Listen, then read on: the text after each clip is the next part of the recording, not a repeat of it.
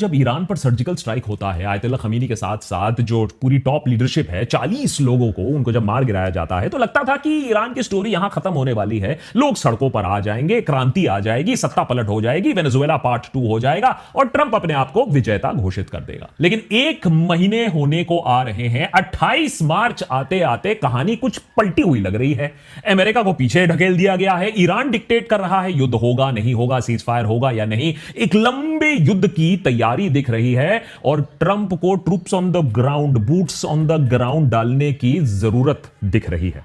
1 महीने होने आ रहे हैं इस युद्ध को। एक सवाल तो जहन में आता है, 1 महीने पहले जरूर ना आता, थोड़ा मजाक भी लगता, लेकिन अब यह सवाल हमें पूछना पड़ेगा कि क्या ईरान इस युद्ध को जीत सकता है? Can Iran win this war? अब विन का मतलब यह नहीं है कि वहां मुज्तबा खमीनी वॉशिंगटन डीसी चले जाएंगे और वहां परचम लहराएंगे ईरान का। विन का मतलब है सिंपल कि कुछ लीडरशिप इंटैक्ट रह जाती है, कुछ command and control structure intact रह जाता है, वो अपने बैलिस्टिक स्टॉकपाइल जब चाहे इस्तेमाल कर सकते हैं, जहां चाहे हिट कर सकते हैं, स्ट्रेट ऑफ हॉर्मुज को कंट्रोल कर सकते हैं, टोल ले सकते हैं, ग्लोबल इकोनॉमी को अपने मतलब से चोक कर सकते हैं जब वो चाहे। तो टेक्निकली देखें तो ईरान इस युद्ध को अभी जीत रहा है।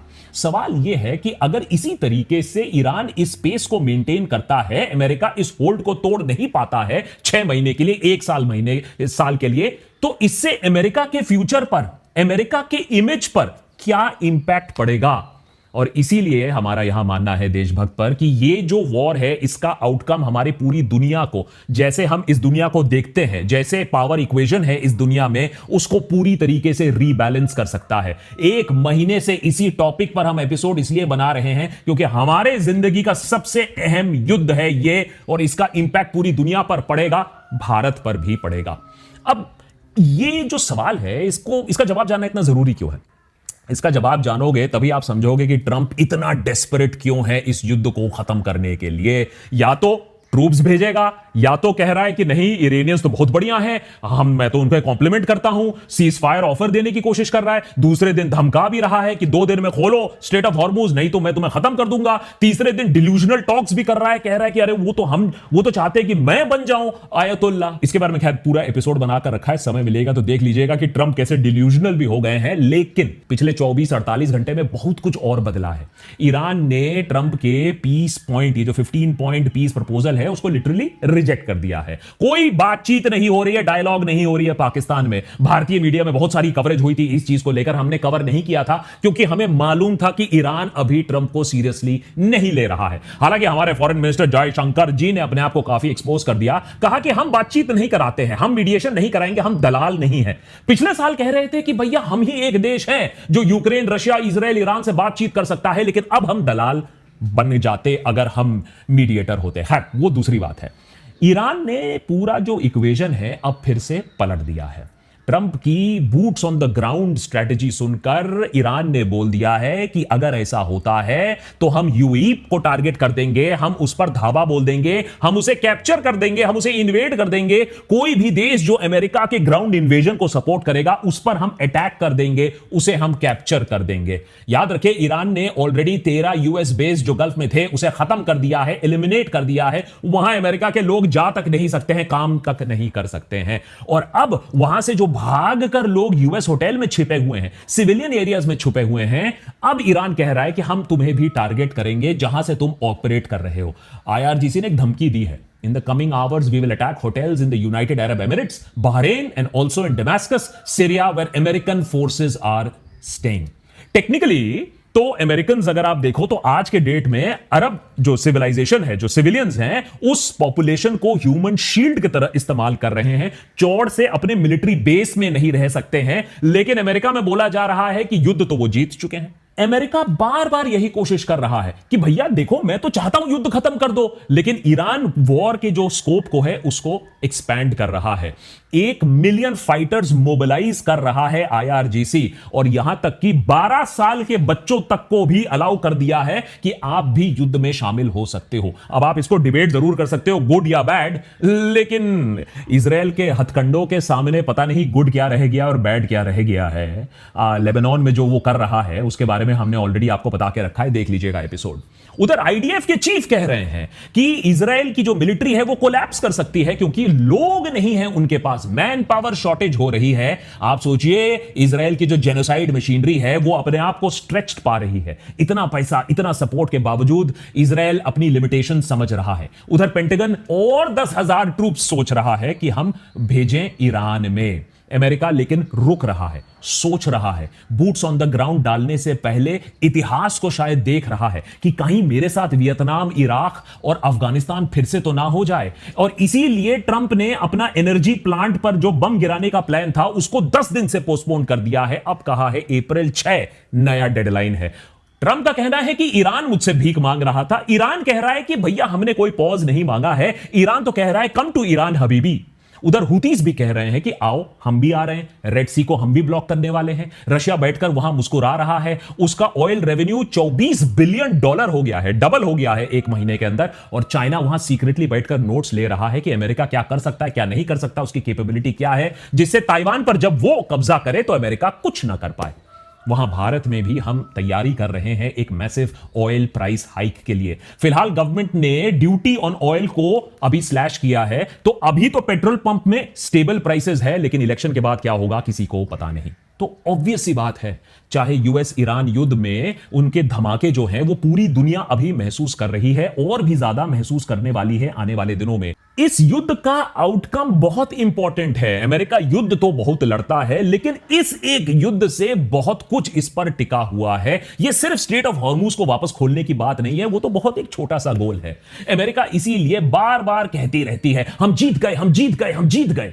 We've won this. This war has been won. Never in recorded history has a nation's military been so quickly and effectively neutralized. That Operation Epic Fury has been a resounding military triumph. हाँ भाई, जीत गए। एक तरफ से operation epic fury का जो tactical military success था वो है, आपने डिग्रेड किया है इरानियन एयर डिफेंसेस को, मिसाइल स्टॉक्स अब ईरान के भी कम ही हो रहे होंगे, आपने न्यूक्लियर साइट्स को टारगेट किया है, आपने उनके टॉप लीडरशिप को बार बार मार गिराया है। ये बात बिल्कुल सही है, लेकिन अब आप सोचिए कि ये हारा हुआ ईरान इसी तरीके से हारा हुआ रहता है। मने इस्लामिक रिपब्लिक जो है वो सरवाइव करती है, आईआरजीसी उसका अभी भी उसको लीड करती है, वो स्ट्रेट ऑफ हॉर्मुज को पार्शियली खोलती है सिर्फ उन शिप्स के लिए जो वो चाहती है आए जाए।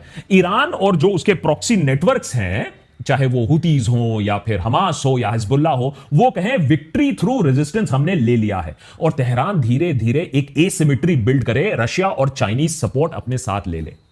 सोचो इसी तरीके से यह हारा हुआ ईरान कैरी ऑन करता है तो अमेरिका को क्या दिक्कत होने वाली है? बहुत ज्यादा, बहुत गहरा एक इंपैक्ट पड़ने वाला है। सबसे पहले अगर ईरान को अमेरिका इसी स्टेट पे छोड़ देता है तो erosion of the petro dollar तो बिल्कुल पक्का है। पेट्रो डॉलर क्या है हमने आपको पहले ही समझा के रखा है, अमेरिका की वर्चस्वता का एक बहुत अहम पिलर है, स्तंभ है। लेकिन जब ऑयल प्राइस इतनी वॉलेटाइल होगी और अमेरिका पर कॉन्फिडेंस इतना कम होगा तो गल्फ नेशंस जो हैं वो अपने लिए कहीं और सिक्योरिटी गारंटीज ढूंढेगी। वो रशिया से बात करना शुरू कर देगी, वो चाइना से युआन में तेल उनको बेचना शुरू कर देगी। धीरे धीरे रशिया और चाइना अमेरिका का ये जो 1970s में बनाया फाइनेंशियल सुप्रीमेसी है और ये जो डॉलर की वर्चस्वता है उसको खत्म करने लगेंगे। नंबर 2, गल्फ एलाइज को पहले ही यह बात समझ में आ चुकी है कि भैया अमेरिका पर हम डिपेंड नहीं कर सकते अपनी सेफ्टी पर, ये तो आए दिन हमारे ऊपर हमला कर सकता है इस तरीके से। इसीलिए वो चाइना से बात करेंगे, वो रशिया से बात करेंगे। सऊदी अरेबिया, यूएई जो दूसरे देश हैं वो वॉशिंगटन से अपना अटेंशन हटाकर दूसरे देशों से अपनी सिक्योरिटी की मांग करने लगेंगे, उनको पैसा देने लगेंगे। और इससे होगा क्या, यूएस का ये जो खुलापन है ना कि हम कहीं भी अपना बेस बना सकते हैं उसको रिस्ट्रिक्ट कर दिया जाएगा। अमेरिका को धीरे धीरे वहां से बाहर खदेड़ दिया जाएगा गल्फ से। नंबर 3, ईरान धीरे धीरे अपना न्यूक्लियर रिकंस्ट्रक्शन को एक्सेलरेट करेगा। पहले से ही उनके पास एनरिच्ड यूरेनियम है जिसको ट्रंप तबाह नहीं कर पाए हैं, अब वो डबल स्पीड पर काम करेगा अपनी न्यूक्लियर कैपेबिलिटी को रीबिल्ड करने के लिए। ये रीजन में भी अस्थिरता ला सकता है क्योंकि सऊदी अरेबिया, तुर्की, इजिप्ट वो भी कहेंगे कि हमारे पास भी न्यूक्लियर ऑप्शन होना चाहिए। तो जो नॉन प्रोलिफरेशन रिजीम है जो इतने दिनों तक न्यूक्लियर स्प्रेड को रोके रखा था वो और कमजोर होता रहेगा। हर देश अपने लिए न्यूक्लियर आर्म्स चाहेगा। ये इजराइल के लिए नाइटमेयर है क्योंकि इजराइल ने कहा सिर्फ मेरे पास है न्यूक्लियर वेपन और किसी के पास नहीं हो सकता। नंबर 4, ये जो प्रॉक्सी नेटवर्क है, जो इतने सालों से ईरान ने इतने डीप कॉन्टैक्ट्स बनाए थे रीजन में, ये वापस आ जाएंगे और भी ज्यादा स्ट्रेंथ से। हिजबुल्ला, हुती, यहां तक कि हमास, इराक के जो मिलिशियाज हैं, ये सब वापस आ जाएंगे। चाइना और रशिया इन्हें आर्म्स भी सप्लाई कर देगा। इसका मतलब है US assets, Israel assets, gulf shipping पर ये इनडेफिनेटली छोटे मोटे अटैक चलते रहेंगे। ग्लोबल शिपिंग पर इस पर इंपैक्ट पड़ेगा। और इजराइल तो आप मान के चलिए इस सिचुएशन में और भी ज्यादा अटैक पर आएगा, इसीलिए वो चाहता है कि इस समय कोई पीस डील ना हो, हमें तो खत्म करना है ईरान को। Number 5, strategic distraction. आप सोचिए, अगर अमेरिका इसी युद्ध में फंसा रहा, जुटा रहा, ईरान को हराने की कोशिश करता रहा, तो चाइना तो पैसिफिक में अपना रूल करेगा, क्योंकि भैया आपके तो कैरियर ग्रुप्स इसे संभाल नहीं पा रहे हैं, तो चाइना को कहां से संभालोगे। तो बीजिंग बैठकर अभी नोट्स ले रहा है कि अमेरिका की पावर कितनी खिंची हुई है, कितनी स्ट्रेच्ड है। एक लॉन्ड्री रूम में फायर चल गया तो उनका अभी कैरियर वापस अमेरिका जा रहा है। तो अमेरिकन पावर और जो इनविंसिबिलिटी है, वो कितना बड़ा ढकोसला है, जुमला है, इसके रशिया और अभी चाइना ले रहे हैं। तो इंडो पैसिफिक जो डिटरेंस कैपेबिलिटी थी, चाहे वो जापान हो, फिलीपींस हो, ऑस्ट्रेलिया, वो सारे देश जो अमेरिका पर डिपेंड कर रहे थे अपनी सिक्योरिटी के लिए, उन्हें और कहीं देखना पड़ेगा। और चाइना बोलेगा, आओ मेरे साथ आओ, मैं तुम्हें सिक्योरिटी दे रहा हूं। और नंबर 6, डोमेस्टिक बैकलैश को मत भूलिएगा। हायर गैस प्राइसेस अमेरिका में ऑलरेडी दिखने लगे हैं। उसके बाद अगर आपने बूट्स ऑन द ग्राउंड किए तो कैजुअलिटीज तो पक्का है। अभी समझाता हूं क्यों है। कैजुअलिटीज तो पक्का है, इससे अमेरिकन पब्लिक और भी एंटी ट्रंप हो जाएगी। मिड टर्म्स में हो सकता है फिर से फेरबदल हो जाए, डेमोक्रेट ज्यादा पावर में आ जाए, फिर कांग्रेस फंडिंग काट दे, और जैसा वियतनाम और अफगानिस्तान में हुआ था, अमेरिका को जबरन पुल आउट करना पड़ेगा। तो ये जो ट्रंप का अमेरिका फर्स्ट एजेंडा है, दुनिया भर में वर्चस्वता एस्टैब्लिश करेंगे, इसी युद्ध की वजह से अमेरिका पीछे उसको खदेड़ दिया जाएगा। लेकिन सबसे बड़ी जो बात है वो है ग्लोबल क्रेडिबिलिटी की। आज एक परसेप्शन बना के रखा है अमेरिका ने कि वो दुनिया का यूनिपोलर बादशाह है, लेकिन ये युद्ध ने दिखा दिया कि किस तरीके से वो ओवरस्ट्रेच्ड है, किस तरीके से एक टर्मिनल डिक्लाइन में आ चुका है, किस तरीके से उसके पास वेपन्स उतने थे नहीं, लेकिन हेकड़ी कम नहीं थी। चाइना, रशिया, नॉर्थ कोरिया देखेगा कि भैया कोई इनविंसिबल नहीं हो, हम तुम्हें इकोनॉमिकली भी टाइट कर सकते हैं, हम मिलिटरीली भी हम तुम्हें चैलेंज कर सकते हैं। अफगानिस्तान के बारे में अक्सर कहा जाता है that it is the graveyard of empires. अंग्रेज आए थे एक जमाने में, फिर रशिया ने भी कोशिश की, अमेरिका ने भी 20 साल कोशिश की। सब सोचते हैं कि हम अफगानिस्तान के ऊपर कंट्रोल जमा लेंगे, हम यहां सब ठीक कर देंगे, हम यहां। अमेरिका तो डेमोक्रेसी लाने की भी कोशिश कर चुका था अफगानिस्तान के ऊपर, लेकिन लोगों ने कहा था कि हम मर जाएंगे, लेकिन हम अपने ऊपर किसी को बैठने नहीं देंगे, we will not be occupied. तो ऑब्वियसली लास्ट में अमेरिका भी चलेगा। चाइना इतना स्मार्ट है कि उसने ये कहा है कि हम डायरेक्टली तो अटैक नहीं करेंगे अफगानिस्तान के ऊपर, ऑल्दो इंटरेस्ट्स उनके भी अफगानिस्तान में है। एक लेसन तो अमेरिका ने जरूर सीखा है, और पीट हेग्सेथ ने यह भी कह दिया कि ना ये युद्ध इराक है, ना ये युद्ध अफगानिस्तान है। माने लंबे समय तक और देश में रहने का उनका कोई एजेंडा नहीं है, क्योंकि यह बहुत एक्सपेंसिव होता है, बहुत डेडली होता है। चलो अमेरिका ने यह बात तो समझ लिया है। लेकिन आप सोच रहे हो कि आप एक छट से अटैक कर दोगे और पट से यहां सत्ता पलट कर दोगे, तो वो भी बहुत डिफिकल्ट है। It could again, Iran could prove to be the graveyard of the American empire also. इसीलिए ट्रंप सोच रहे हैं, रुक रहे हैं, रीथिंक कर रहे हैं और रीइंफोर्समेंट्स मंगवा रहे हैं, इससे पहले कि फुल आउट अटैक किया जाए। आसान है फाइटर बॉम्बर से और B-2 स्टेल्थ बॉम्बर से 40,000 फीट से बॉम्ब गिराना, ट्रूप्स को जमीन पर लाना एकदम अलग ही एंगल है। समझाता हूं कैसे। नंबर 1, ईरान की जियोग्राफी बहुत हॉस्टाइल है। 4 गुना ज्यादा बड़ा है इराक से ईरान का देश। 80 मिलियन लोग रहते हैं। उसके ऊपर जो जारगोस एंड एल्ब्रोस माउंटेन रेंज है, ये 50% ऑफ द जो कंट्री है उसको कवर करती है। इससे नेचुरल किल जोन या चोक पॉइंट्स बन सकते हैं। जो शहर है, जो न्यूक्लियर साइट है, वो इनलैंड है, इनको टेरेन प्रोटेक्ट करवाता है। माने अगर आपको इन पर ग्राउंड लेवल से इन्वेड करना होगा, कूच करना होगा, तो आपको प्रिडिक्टेबल बॉटल नेक से गुजरना पड़ेगा, और इसी बॉटल नेक पर आपको मार गिराया दिया जाए। किसी भी तरीके का ग्राउंड पुश आप करोगे, एलीट फोर्सेस का भी आप करोगे, आपको वही प्रॉब्लम का सामना करना पड़ेगा जो इराक को 1980s में करना पड़ा था और रोमन आर्मीज को 2000 साल पहले करना पड़ा था। यूएस के प्लानर्स ये बात जानते हैं। पता नहीं डोनाल्ड ट्रंप को बताया नहीं बताया, लेकिन वो जानते हैं कि इराक के तरह यहां फ्लैट डेजर्ट नहीं है, ये एक माउंटेन डेजर्ट हाइब्रिड हेल है। यहां अमेरिकी जाने जाएंगी। नंबर 2, इसीलिए सोचा जा रहा है खर्ग आइलैंड को हम कंट्रोल कर लेते हैं, ईरान को हम ब्लैकमेल कर लेंगे, तो हम खर्ग आइलैंड तब छोड़ेंगे जब तुम हॉर्मुज को खोलोगे, तो तुम्हारा ऑयल सप्लाई हम चोक कर देंगे। लेकिन यह भी सोचने में बहुत आसान लगता है कि हम सिर्फ खर्ग आइलैंड को टेक ओवर कर लेंगे, क्योंकि लॉजिस्टिकली ये एक नाइटमेयर है। क्योंकि आप एलीट यूनिट्स भेजो, आप मेरीन्स भेजो, 82nd एयरबोर्न भेजो, स्पेशल फोर्सेस भेजो, लेकिन इनका काम होता है रेड करना। लेकिन अगर आपको ईरान के अंदर बैठे रहना है, सस्टेन्ड कैंपेन करना है, तो आपके पास एक लंबी और तगड़ी सप्लाई सपोर्ट लाइन चाहिए। लेकिन वो सप्लाई सपोर्ट लाइन आपके पास हो नहीं पाएगा, क्योंकि ईरान ने यह बात साफ कर दिया है कि जिस देश का आप सपोर्ट लोगे, सप्लाई लाइन बनाओगे, हम उस देश को ही ऑक्यूपाई कर लेंगे, उस देश पर ही हमला बोल देंगे। नंबर 3, IRGC की जो मोसियाक डॉक्ट्रिन है, इसके बारे में हमने डिटेल में देशभक्त पर ऑलरेडी बात कर लिया है।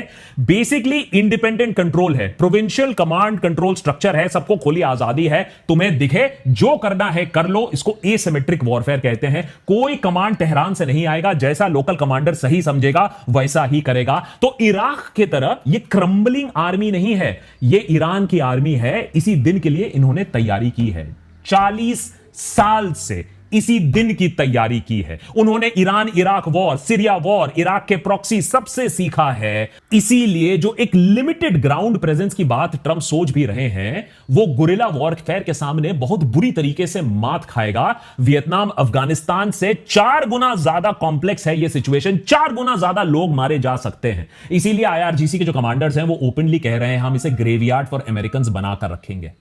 याद रखिए, ईरान को युद्ध जीतने की जरूरत नहीं है, उसको अमेरिका जाने की जरूरत नहीं है, उसको बस भारी कॉस्ट इंपोज करना है अमेरिका के ऊपर। माइन लगा दो हॉर्मुज पर, हिट एंड रन कर दो अटैक पर, यूएस बेसिस पर, और प्रॉक्सी स्ट्राइक कर दो रीजन पर, और जो स्पेशल फोर्सेस आए उनको कुछ लोग भी अगर मार दिया तो अमेरिका में हाहाकार मच जाएगी। जो एलीट फोर्सेस हैं उनको तब भी ड्रोन्स का सामना करना पड़ेगा, उनको तब भी स्नाइपर्स का सामना करना पड़ेगा, उनको तब भी ग्लोबल शिपिंग वो खोलने में नामुमकिन हो जाएगा, उनके लिए बहुत मुश्किल होगा। अंत में एक बात तो साफ हो चुकी है, इजराइल और अमेरिका के अलग अलग पर्पस हैं युद्ध में घुसने के लिए। अब पोपट बना दिया नेतन्याहू ने ट्रंप का, बड़े बड़े सपने दिखाकर कि भैया सत्ता पलट तुम कर दोगे। अब वो तो हुआ नहीं है, लेकिन इजराइल कह रहा है हम तो ना रुकने वाले हैं, क्योंकि हमारे तो अस्तित्व का सवाल है। उसे मालूम है कि अगर ईरान इस बार बच जाता है तो उसका जीना काफी दुश्वार हो जाएगा।